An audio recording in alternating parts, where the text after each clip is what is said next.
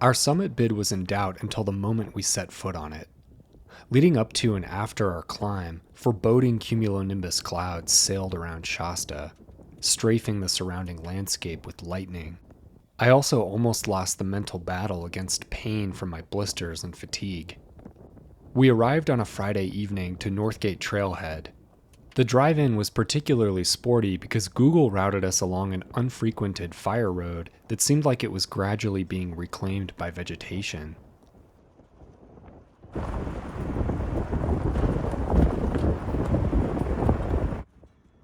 My climbing partner Nick was waiting for us in his Subaru. After greetings, we made carne asada burritos and sipped beers in the parking lot. Like essentially the summit, you've got the huge rock band, and then you want to start coming like diagonally across, and you see In the windows between cloud cover, we snatched binocular-assisted glimpses of our route to check the conditions. Even with our magnified vision, we couldn't really tell how the snow looked. We brought our ski touring setups, but riding through giant sun cups is no fun. We ultimately decided to risk it and packed the skis.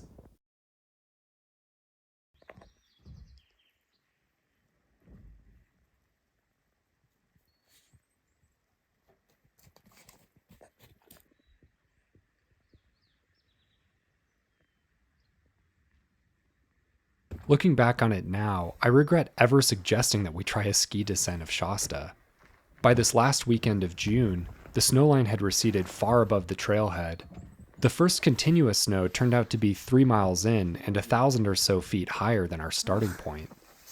Carrying ski equipment on top of my mountaineering loadout made my pack weigh something on the order of 60 or 70 pounds.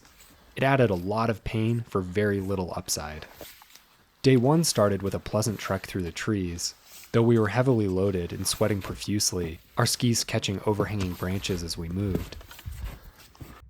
We found the first worthy snow somewhere around 8,000 feet and switched to our touring setups.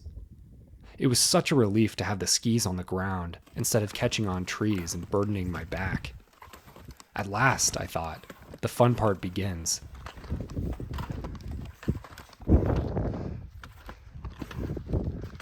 But it didn't last.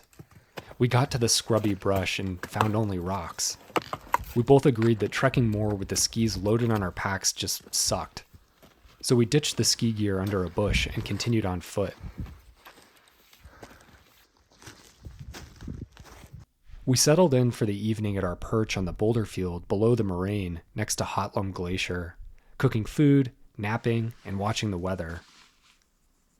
I managed to rig up a kind of gauze cast around my ankle in an attempt to pin the moleskin over my increasingly raw heels. We decided to set our alarms for midnight and attempted to go to sleep around 7 p.m. I woke to bright flashes in my tent around 11 p.m. Nick managed to get a sight with a radar projection, which showed that the system producing the lightning was 50 or so miles to the north, but damn did it feel closer in the dark. The radar predicted it would blow north and dissipate. This ended up being the case, but we were jittery. I dozed for what felt like another minute before my phone alarm went off. We roused and made coffee and oatmeal in the red light of our headlamps. I wasn't sure exactly why we were using the red light, but Nick was doing it, so I followed suit. It made everything feel a little bit like a horror movie.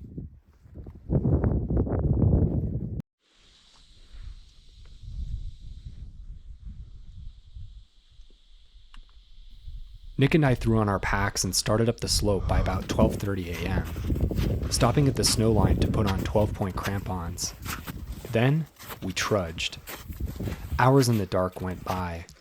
We both retreated into our thoughts, only speaking to point out hazards or clarify the route. Nick followed Gaia GPS on his phone, because we couldn't see anything beyond 100 feet away. Our line became very steep. Best I could tell, the slope angle tipped up to and possibly over 40 degrees. Footing lost here would probably have fatal consequence.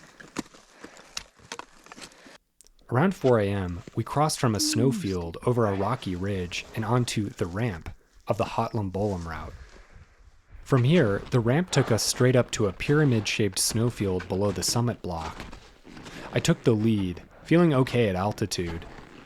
After a few switchbacks, I found the boot pack from other climbers, which went straight up to the Rabbit Ears rock towers.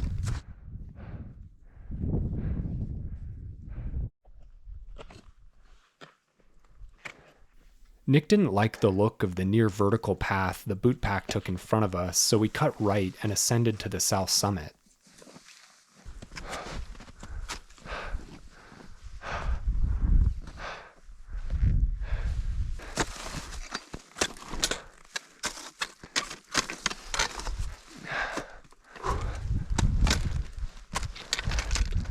South summit. Is that the true summit? Yep. Nice. Oh.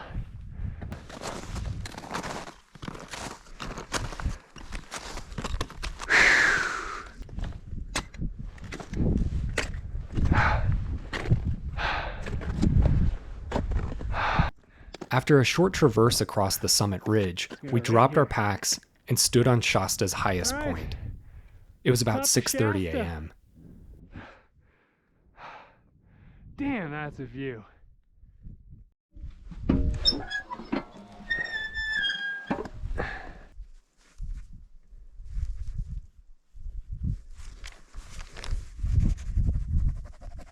My feet were in bad shape. I tore off my complicated yet failing gauze bandages and opted for simple band-aids. We descended after about 20 minutes on the summit.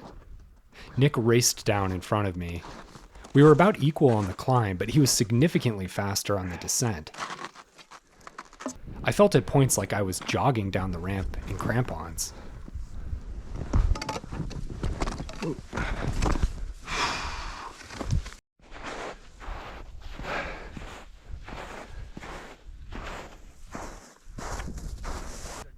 "4,000 vertical feet later, we arrived back to our camp and gathered up our things. I feel like they bailed.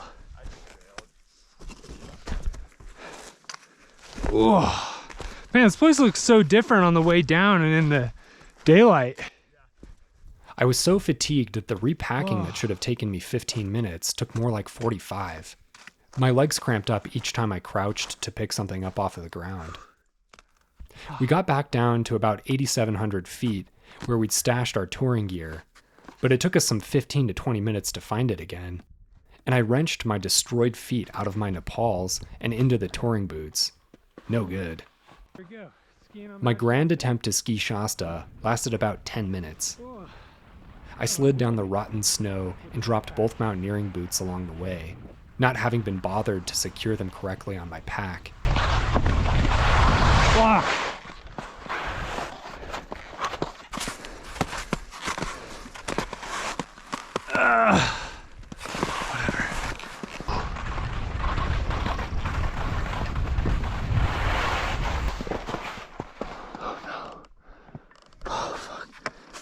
Oh.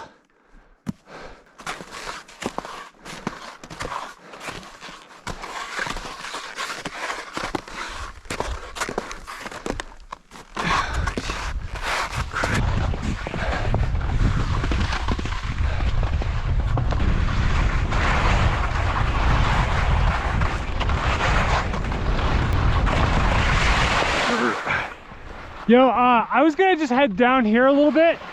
Can I just meet you down trail?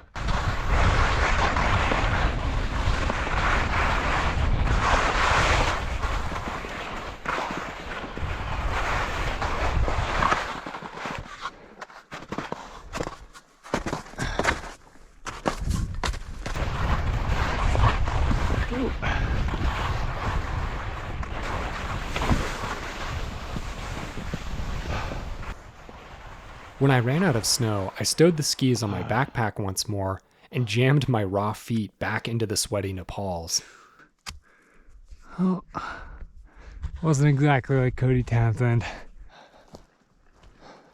Shouldering the 60-ish pound pack, I drew on all of my reserves to stomp back down to the car.